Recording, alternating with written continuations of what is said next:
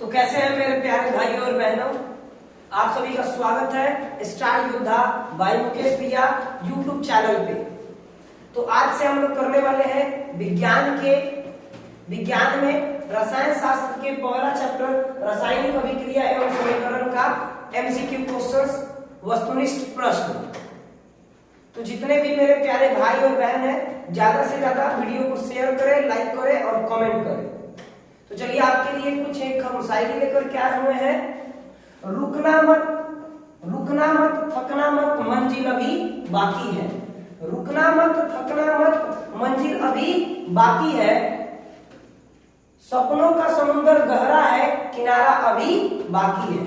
क्या है बाबू? रुकना मत थकना मत मंजिल अभी बाकी है। सपनों का समुद्र गहरा है, किनारा अभी बाकी है। आपको पढ़ाई अभी रोकना नहीं है, आपको पूरी तैयारी करना है। बोर्ड एग्जाम में आपको पूरा कम से कम 400 प्लस लाना है और ज्यादा से ज्यादा आप जितना ला सकते हैं लाइए। चलिए इसी के साथ हम लोग रासायनिक अभिक्रिया एवं समीकरण का हम लोग क्वेश्चन स्टार्ट करेंगे। एमसीक्यू क्वेश्चंस करना शुरू करेंगे। प्रत्येक चैप्टर से आपको 40 ऑब्जेक्टिव क्वेश्चंस कराए जाएंगे और ये जो 40 क्वेश्चंस है ये किसी न किसी वर्ष आपके एग्जाम में पूछा गया है। आप बोल सकते हैं कि ये 40 प्रश्न आपके प्रीवियस ईयर क्वेश्चंस है। तो आप जितना बढ़िया से सुनेंगे उतना आपके लिए बढ़िया। आप क्वेश्चंस देखने के बाद आप मेरे से पहले उसमें क्या करें, कमेंट करें और मेरे से मिलाएं कि आपका कितना सही हो रहा है। आइए, पहला क्वेश्चन है कि खरिया का रासायनिक सूत्र क्या है। सबसे जरूरी बात है कि खरिया क्या है। तो खरिया को ही हम लोग कैल्शियम कार्बोनेट बोलते हैं। तो कैल्शियम कार्बोनेट का रासायनिक सूत्र क्या होता है जी? CaCO3। कैल्शियम कार्बोनेट का रासायनिक सूत्र क्या होता है? CaCO3। चलिए अगले क्वेश्चन की तरफ हम बढ़ते हैं। प्रश्न संख्या 2 पे। प्रश्न संख्या 2 बोल रहा है कि ग्लूकोज का रासायनिक सूत्र निम्न में से कौन है। तो सबको पता है, बच्चा को पता है कि ग्लूकोज का रासायनिक सूत्र क्या होता है? C6H12O6। ग्लूकोज का रासायनिक सूत्र क्या होता है जी? C6H12O6। थर्ड नंबर प्रश्न की तरफ हम बढ़ेंगे। थर्ड नंबर प्रश्न है आपका कि काली चूना का रासायनिक सूत्र क्या है। काली चूना का रासायनिक सूत्र क्या है? तो काली चूना का रासायनिक सूत्र जो होता है ये कैल्शियम ऑक्साइड को ही हम क्या बोलते हैं जी? काली चूना बोलते हैं। तो राइट आंसर अपना क्या है जी? Calcium oxide. चलिए को प्रश्न संख्या 4 पे बढ़ते हैं हम लोग। बहुत जल्द 40 प्रश्न का हम लोग रिवीजन करेंगे, बहुत जल्द। आपको इसमें बहुत ज्यादा टाइम पास नहीं करना है। आपको जितना जल्दी आप सुन सकते हैं सुनिए और मेरे से पहले आप कमेंट करें, ठीक है? और जो प्रश्न आपको नहीं आ रहा उस प्रश्न को आप कॉपी में लिख लें और एक दो दफा एग्जाम के पहले देख लें, खूब बढ़िया से आपको याद हो जाएगा। इससे बाहर आपके बोर्ड एग्जाम में ऑब्जेक्टिव नहीं पूछे जाएंगे। अगला प्रश्न है इन्हीं में से कौन समीकरण संतुलित है। तो देखिए यहाँ पे मैग्नीशियम 1 है, इधर भी अभिकारक की तरफ क्या है जी? मैग्नीशियम 1, उत्पाद में भी मैग्नीशियम। यहाँ पे ऑक्सीजन 2 है, यहाँ पे ऑक्सीजन 1 है, तो ये असंतुलित है। यहाँ पे देखिए जिंक 1 है, यहाँ पे भी जिंक 1 है। यहाँ पे हाइड्रोजन 2 है, यहाँ पे भी हाइड्रोजन 2 है। यहाँ पे सल्फर 1 है, यहाँ पे सल्फर 1 है और यहाँ पे ऑक्सीजन 4 है, तो यहाँ पे भी ऑक्सीजन 4 है। तो राइट आंसर क्या हो गया? 4 नंबर का राइट आंसर क्या हो गया? बी।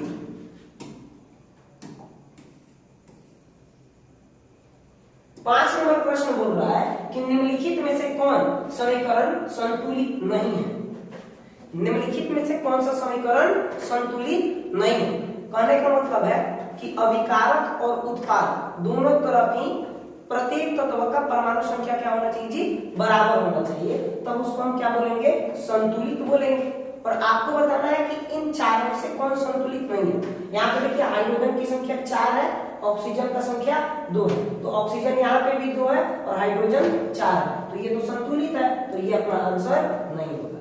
यहाँ पे अगर हम बात कर ले तो पोटेशियम 2 है, क्लोरीन 2 है और ऑक्सीजन 3 है। यहाँ पे भी पोटेशियम 2 है, क्लोरीन कितना है आपका 2 है और आपका ऑक्सीजन कितना है 6 है। यहाँ पे भी ऑक्सीजन कितना है 6 है, तो ये भी तुम्हारा संतुलित है, तो ये भी आंसर नहीं होगा। यहाँ पे हाइड्रोजन 2 है, क्लोरीन 2 है, यहाँ पे भी हाइड्रोजन 2 है और क्लोरीन 2 है। अब रहा तो ये 3 जब नहीं है तो अपना राइट आंसर क्या है, ऑप्शन नंबर डी। यहाँ पे पीबी जो है लेड है 1 है, यहाँ पे भी 1 है, ऑक्सीजन यहाँ पे कितना है 6, 1 और 2 कितना हो गया 3 दूनी की 6, तो यहाँ पे ऑक्सीजन हो गया 2 और 2 4 और 1 ये 5, तो ठीक है। यहाँ पे ऑक्सीजन होना चाहिए 6 और इधर कितना है 5, तो ये क्या है असंतुलित है, तो इसका राइट आंसर क्या हो गया, ऑप्शन नंबर डी।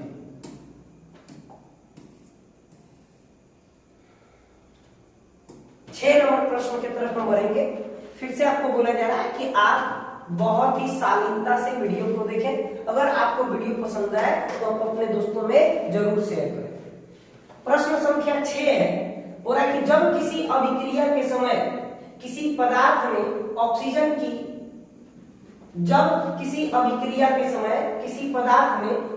की वृद्धि होती है, तो ऑक्सीजन की अगर वृद्धि होता है ना तो उसको हम क्या बोलते हैं जी, उपचयन बोलते हैं, जिसको ऑक्सीकरण कहा जाता है। उपचयन को हम क्या बोलते हैं जी, ऑक्सीकरण कहते हैं। ऑक्सीजन का वृद्धि होगा तो ऑक्सीकरण और हाइड्रोजन का ह्रास होगा, कमी होगा, तो इसको हम क्या बोलेंगे जी, अवकरण बोलते हैं, और अवकरण को अपचयन बोला जाता है। बोल रहा है कि Zn प्लस CuSO4 अभिक्रिया करके बनाया है ZnSO4 प्लस Cu। बोल रहा है ऊपर दिए गए रासायनिक समीकरण किस प्रकार की है, तो यहाँ पे देखिए ये जो जिंक है ये कॉपर को इसके स्थान से क्या किया है जी, हटाया हुआ है, तो यहाँ पे ये अधिक प्रबल जो तत्व है ये कमजोर तत्व को इसके स्थान से क्या किया है, विस्थापित किया है, तो इसको हम क्या बोलेंगे, विस्थापन अभिक्रिया बोलेंगे। कौन सा अभिक्रिया बोलेंगे, विस्थापन अभिक्रिया। कभी कभी इसको एकल विस्थापन भी कहा जाता है। प्रश्न संख्या 8, प्रश्न संख्या 8 पढ़ने से पहले आइए आप जब भी ऑब्जेक्टिव क्वेश्चंस का जवाब दें तो सबसे जरूरी है कि आप पहले प्रश्न को पढ़ें और फिर ऑप्शन देखें फिर टिक लगाएं। ज्यादा कभी कभी हम लोग उत्साह में आके भी ना प्रश्न आते हुए भी एग्जाम हॉल में गलत करके आते हैं, ठीक है। हो रहा है कि एथिल एल्कोहल का व्यापारिक उत्पादन किस रासायनिक क्रिया द्वारा किया जाता है, किण्वन के द्वारा किया जाता है। किसके द्वारा, किण्वन के द्वारा। और किण्वन क्यों जी, क्योंकि किण्वन के द्वारा जो ब्रेड वगैरह फैक्ट्री वगैरह में बनाए जाते हैं, उद्योग वगैरह। अगला प्रश्न है कि कैल्शियम कार्बोनेट टूटा है कैल्शियम ऑक्साइड और कार्बन डाइऑक्साइड में, तो जब एक यौगिक 2 या 2 से अधिक भागों में वियोजित तो होकर के नए यौगिक बनाता है या एक सिंगल तत्व बनाता है, तो उसको हम क्या बोलते हैं, वियोजन बोलते हैं। क्या बोलते हैं, वियोजन। तो इसका राइट आंसर क्या हो जाएगा, वियोजन। ये कैल्शियम कार्बोनेट एक यौगिक है और ये अभिक्रिया किया है, तो ये 2 अलग अलग यौगिक में टूट गया है। तो जब एक यौगिक 2 या 2 से अधिक यौगिक या तत्व में टूटेगा तो उसको हम क्या बोलेंगे जी, वियोजन अभिक्रिया बोलते हैं। ठीक है, आगे बढ़ते हैं।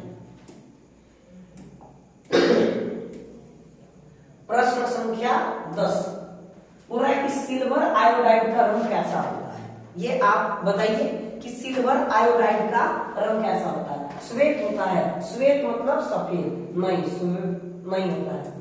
सिल्वर आयोडाइड इसका रंग कैसा होता है, नीला। कैसा होता है, नीला। तो सिल्वर आयोडाइड का रंग कैसा होता है, नीला होता है। कैसा होता है, नीला होता है। प्रश्न संख्या 11 हो रहा है कि अभिक्रिया जिसमें आयनों का आदान प्रदान करती हो कहलाता है, जिसमें आयन आदान प्रदान होता है।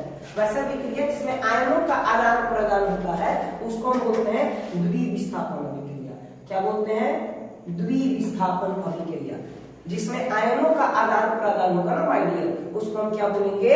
द्विविस्थापन अभिक्रिया। प्रश्न संख्या 12 बोल रहा है आपको प्रश्न संख्या 12 में कि निम्नलिखित में से कौन सा युग्म एकल विस्थापन अभिक्रिया प्रदर्शित करता है? तो कौन करता है जी? AgNO3 एवं कॉपर। ये जो है सहयुग्म एकल विस्थापन अभिक्रिया को प्रदर्शित करने का काम करता है। चलिए प्रश्न संख्या आगे बढ़ते हैं, 13 पे आते हैं। फिर आपको बताया जा रहा है, बहुत ही आराम से आप क्लास को देखिए और आपको बहुत कम समय में अगर आपका बहुत ज्यादा ऑब्जेक्टिव रिवीजन हो रहा है तो आप भी कीजिए और आप अपने दोस्तों में भी ज्यादा से ज्यादा क्लास को शेयर कीजिए, क्योंकि उनको भी बेनिफिट होनी चाहिए। चलिए, बहुत ज्यादा टाइम वेस्ट करने से फायदा नहीं है। यहाँ पे बोल रहा है कि Na2SO4 प्लस BaCl2 अभिक्रिया करके बना रहा है BaSO4 प्लस NaC। अगर आप यहाँ पे ध्यान से देखोगे तो Ba के जगह BaSO4 ये क्लोरीन को तुम्हारा BaSO4 आ गया इसके जगह पे और Na2Cl के साथ ऐड हो गया। तो यहाँ पे बेसिकली देखा जाएगा तो आयनों का आदान प्रदान होता है। क्या हो रहा है? आयनों का आदान प्रदान हो रहा है। और आपको पता है कि जब आयनों का आदान प्रदान होता है तो हम क्या बोलते हैं? लेकिन इसके साथ ही इसमें क्या बन रहा है? BaSO4 का श्वेत अवक्षेप बन रहा है। और जब अवक्षेप बन रहा है तो हम कौन सा अभिक्रिया बोलेंगे जी? अवक्षेप बन रहा है तो अवक्षेपण अभिक्रिया। अवक्षेप बन रहा है तो कौन सा अभिक्रिया कहलाएगा? अवक्षेपण। अगर अवक्षेपण अभिक्रिया इसमें ऑप्शन ना होता तो हम कौन सा टिक करते? द्विविस्थापन अभिक्रिया। कौन सा लगाते? द्विविस्थापन अभिक्रिया। क्योंकि आयनों का आदान प्रदान भी बन रहा हो रहा है, लेकिन आपको प्रश्न में बोला है कि अभिक्रिया होने पर BaSO4 आपका श्वेत अवक्षेप बन रहा है। तो जब श्वेत अवक्षेप बन रहा है तो कौन सा अभिक्रिया? जिस अभिक्रिया में अवक्षेप बनता है उसको अवक्षेपण अभिक्रिया कहा जाता है। तो यहाँ पे BaSO4 का अवक्षेप बन रहा है, इसलिए इसको क्या बोलेंगे? अवक्षेपण। अभिक्रिया CaO प्लस H2 मिलकर बनाया है कैल्शियम हाइड्रोक्साइड। किस प्रकार की अभिक्रिया है? दो अलग अलग पदार्थ मिलकर एकल नए पदार्थ का निर्माण करे तो उसको हम बोलते हैं संयोजन। तो यहाँ पे देखिएगा संयोजन आंसर हो जाएगा। क्या हो जाएगा? संयोजन। प्रश्न संख्या 15 पे आते हैं। प्रश्न संख्या 15 है, बोल रहा है कि जल का एक अणु में हाइड्रोजन एवं ऑक्सीजन के परमाणुओं की संख्या का क्या अनुपात होता है? जो आपका H2O होता है उसमें आपको बताना है कि H2O में हाइड्रोजन और ऑक्सीजन का अनुपात क्या होता है। तो हाइड्रोजन और ऑक्सीजन का जब भी आपसे अनुपात पूछे, हाइड्रोजन और ऑक्सीजन, तो 2:1 होगा। कितना होगा? 2:1। जल के अणुओं में हाइड्रोजन और ऑक्सीजन का अनुपात क्या होता है? 2:1। बोल रहा है कि निम्न में से कौन अकारक है? तो अकारक क्या है? अकारक क्या है? हाइड्रोजन। क्या है जी? हाइड्रोजन। अकारक क्या है? निम्न में कौन अकारक है? हाइड्रोजन नहीं होगा, क्या होगा? H2S होगा। क्या होगा? H2S। हाइड्रोजन सल्फेट होगा। क्या होगा? Hydrogen sulphate. प्रश्न संख्या 17। यहां पे आपको प्रश्न संख्या 17 में बोल रहा है कि CuO प्लस H2 क्या बना रहा है कि कॉपर प्लस H2O बना रहा है। किस प्रकार की अभिक्रिया है? उपचयन, अपचयन, उदासीन, रेडॉक्स। आप अगर यहाँ पे ध्यान से देखो तो ऑक्सीजन यहाँ से क्या हो रहा है? हट रहा है। और आप सबको पता है कि ऑक्सीजन का हटना क्या कहलाएगा, तो यहां से ऑक्सीजन हटा लेकिन यहाँ पे ऑक्सीजन जुड़ा, तो ऑक्सीजन का हटना तो अवकरण कहलाएगा या अपचयन कहलाएगा, और ऑक्सीजन का जुड़ना क्या कहलाएगा जी, तो उपचयन कहलाएगा, ऑक्सीकरण कहलाएगा। और जब एक ही अभिक्रिया में ऑक्सीकरण और अवकरण दोनों हो तो उसको हम लोग रेडॉक्स बोलते हैं। क्या बोलते हैं? रेडॉक्स अभिक्रिया बोलते हैं। तो इसका राइट आंसर क्या हो जाएगा?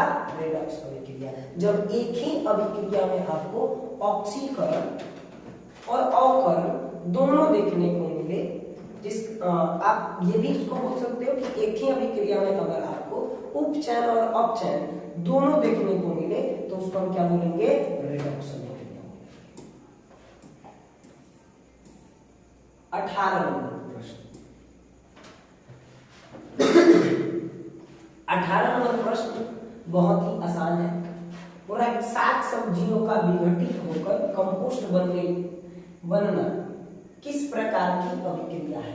तो जैसे ऐसा, इसका राइट आंसर क्या हो जाएगा? ऊष्माक्षेपी। जो साग सब्जी होगी उनको कंपोस्ट बनना किस प्रकार की अभिक्रिया के अंतर्गत आएगा जी? तो ऊष्माक्षेपी अभिक्रिया होगा। इसमें से ऊष्मा बाहर निकलता है। ठीक है। प्रश्न संख्या 19। प्रश्न संख्या 19 आप थोड़ा सा ध्यान से पढ़ना, क्योंकि स्टेटमेंट बड़ा है। पूरा कि एक जांच प्रणाली के लिए 1 बिलियन में एक लोहे की कील को डुबाया गया। आधे घंटे बाद यह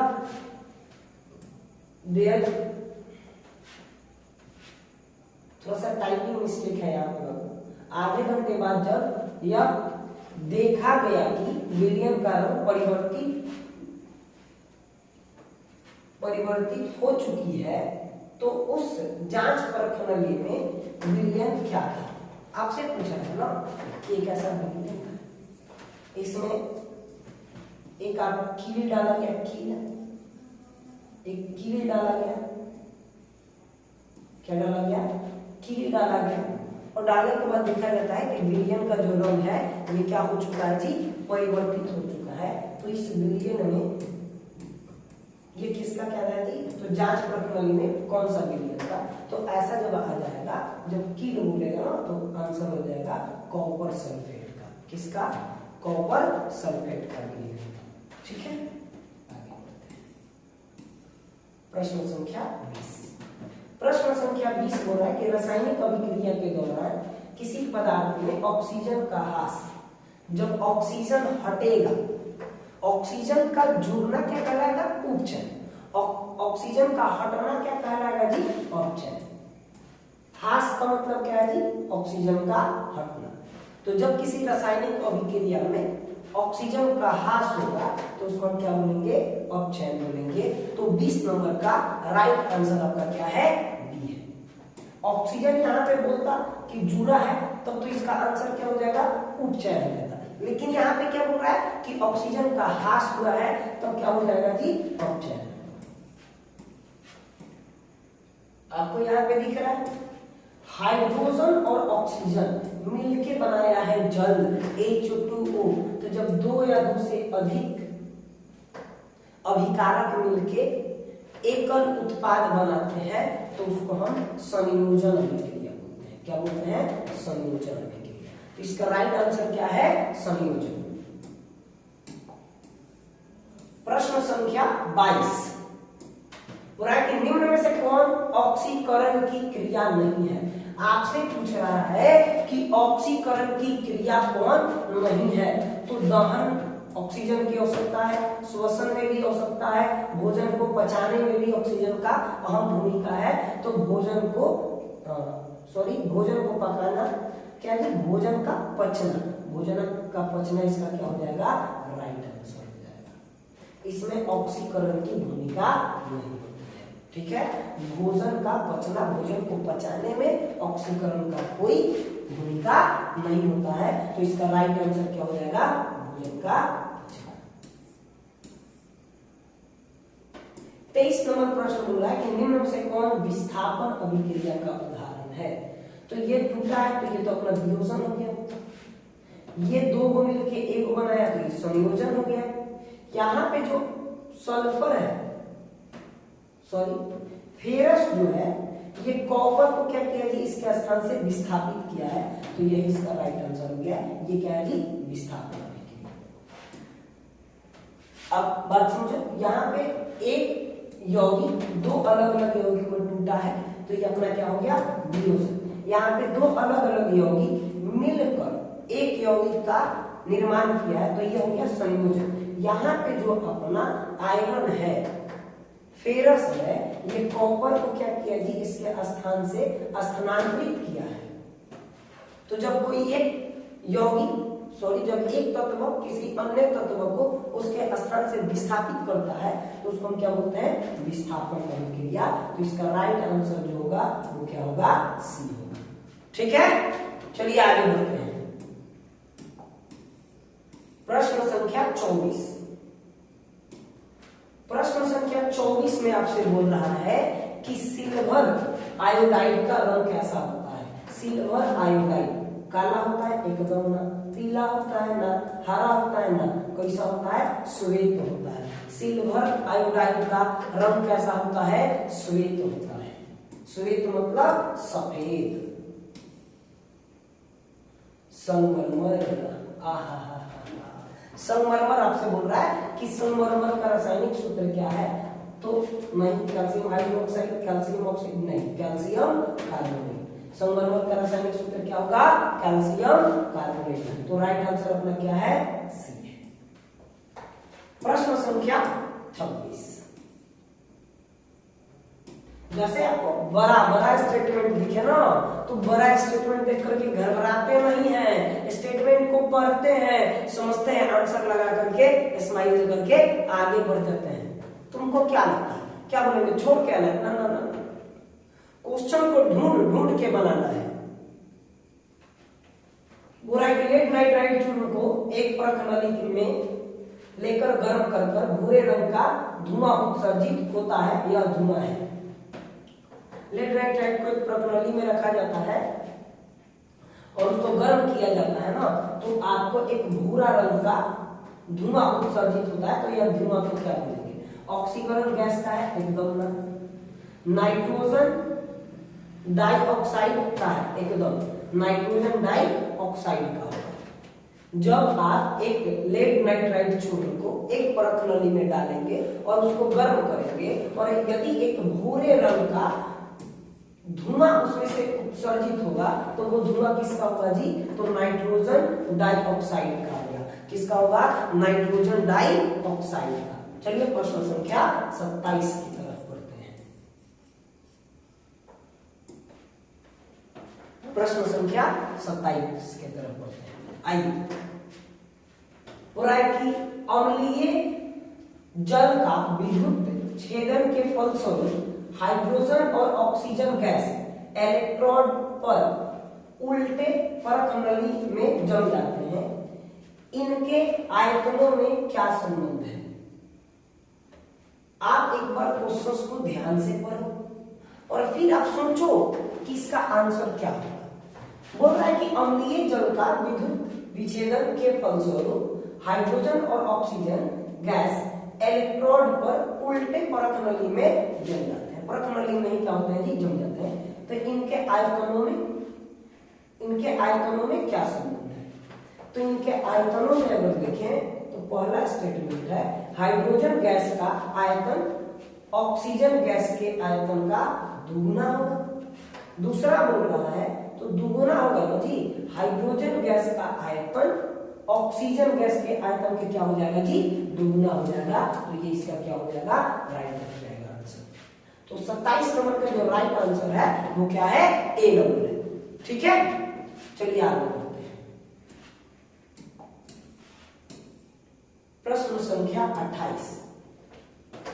प्रश्न संख्या 28 को आप ध्यान से देखो। बोल रहा है कि अमोनिया के अणु में नाइट्रोजन एवं हाइड्रोजन का अनुपात क्या होता है। तो क्या होता है जी, 1:3 होता है। अमोनिया के अणु में नाइट्रोजन और हाइड्रोजन का अनुपात क्या होता है? 1:3। आपसे जैसे एग्जाम में पूछे कि अमोनिया के अणु में नाइट्रोजन और हाइड्रोजन का अनुपात क्या होगा, आप टक देखा टिक लगा के आइएगा 1.3 सॉरी 1:3। 28 नंबर है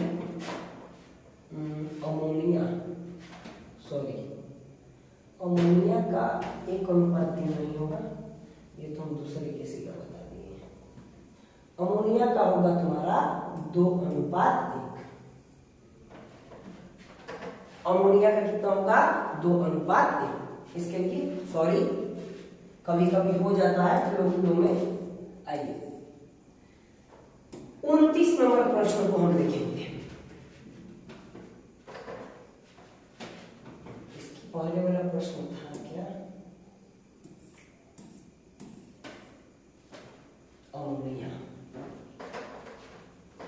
अमोनिया के अणु में नाइट्रोजन का क्या होता है?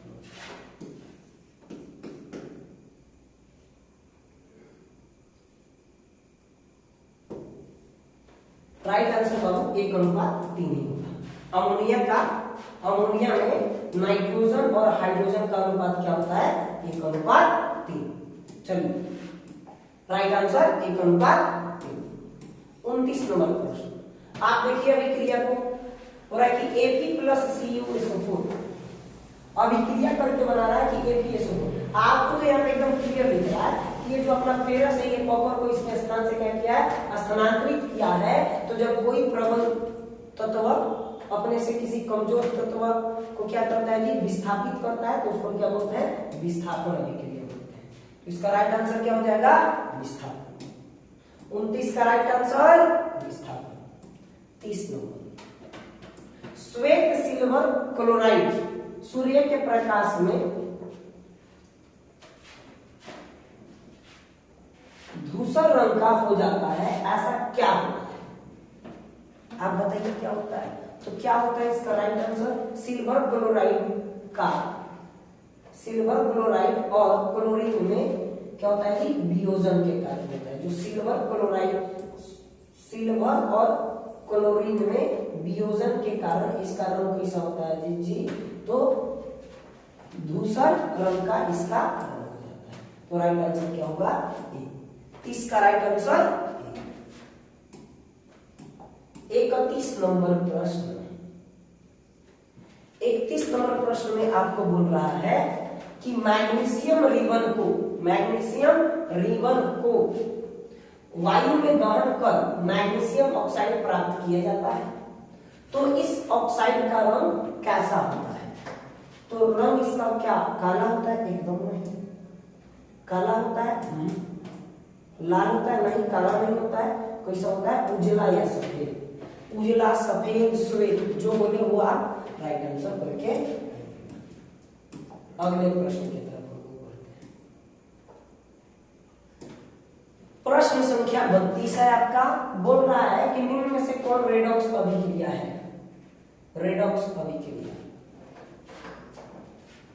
निम्न में से कौन रेडॉक्स अभिक्रिया है?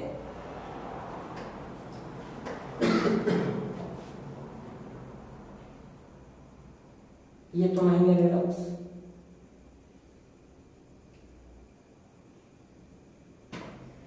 यहां से निम्न में से कौन रेडॉक्स अभिक्रिया है? ये नहीं है, ये भी नहीं है। ये 2 को से 1 हुआ है, तो ये अपना क्या हो गया? संयोजन। ये 1 को से 2 हो गया है, ये हो गया वियोजन। यहाँ पे आप देखो NaOH और HCl किया है, तो यहाँ पे क्या हो गया है कि यहाँ से ऑक्सीजन हटा है। ऑक्सीजन हटा है तो हो गया अवकरण, और इसमें फिर ऑक्सीजन जुड़ा है तो हो गया ऑक्सीकरण। तो इसका राइट आंसर क्या हो जाएगा? सी इसका राइट आंसर हो जाएगा। 32 का सी। जब अवकरण और ऑक्सीकरण एक ही अभिक्रिया में हो तो उसको हम क्या बोलते हैं जी? रेडॉक्स अभिक्रिया बोलते हैं। बोला कि निम्नलिखित में कौन सा पदार्थ बिना ज्वाला के जलता है? इसमें से 4 ऑप्शन में से कौन सा ऐसा पदार्थ है जो बिना ज्वाला के जलता है? मोमबत्ती, इसमें ज्वाला निकलता है, ये नहीं होगा। मीथेन नहीं होगा। राइट आंसर हो जाएगा केरोसिन। क्या हो जाएगा?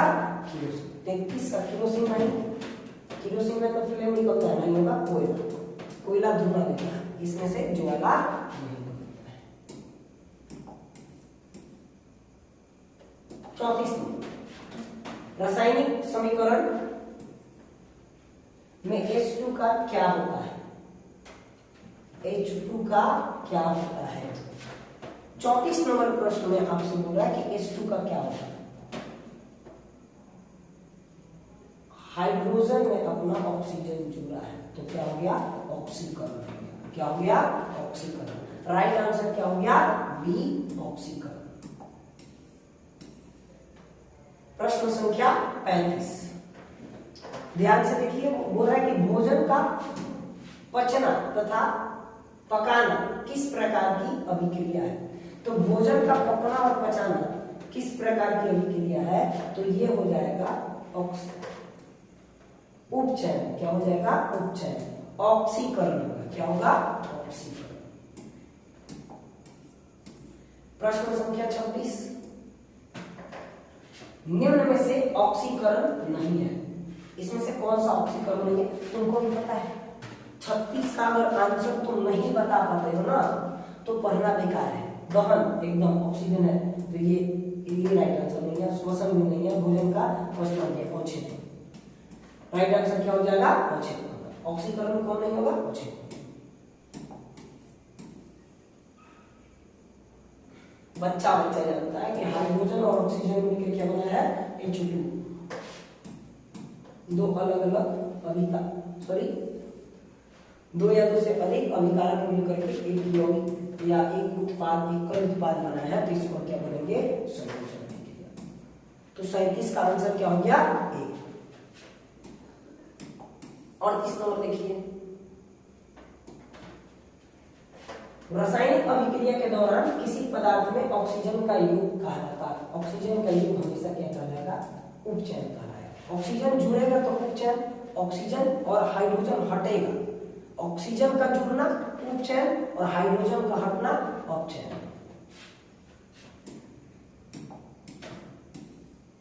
39, निम्न में से कौन अवकारक है? अभी आपको ये प्रश्न कराया गया था, H2S, हाइड्रोजन से। लास्ट और फाइनल, निम्नलिखित में से कौन ऑक्सीकारक है? निम्नलिखित में से कौन ऑक्सीकारक है? तो ऑक्सीकारक हाइड्रोजन ना, कार्बन ऑक्साइड ना, हाइड्रोजन सल्फर ना, ऑक्सीजन इसका ऑक्सीकारक क्या है? ऑक्सीजन। ठीक है, इसी के साथ अपना 40 प्रश्न ओवर होता है। यदि आपको वीडियो पसंद आ रहा है ना तो आप वीडियो को लाइक, कमेंट और शेयर जरूर करो अपने दोस्तों में। चलो लास्ट में तुम्हारे लिए कुछ बोल देना है। करो कुछ ऐसा काम कि नाम बन जाए, करो कुछ ऐसा काम कि नाम बन जाए, और पढ़ो तो ऐसे पढ़ो कि आपके पापा का मूंछों का शान रह जाए। चलिए इसी के साथ आप लोग हमेशा जीवन में हंसते रहें।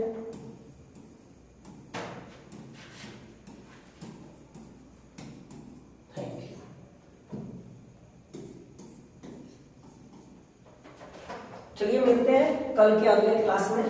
चलिए आज के लिए थैंक यू।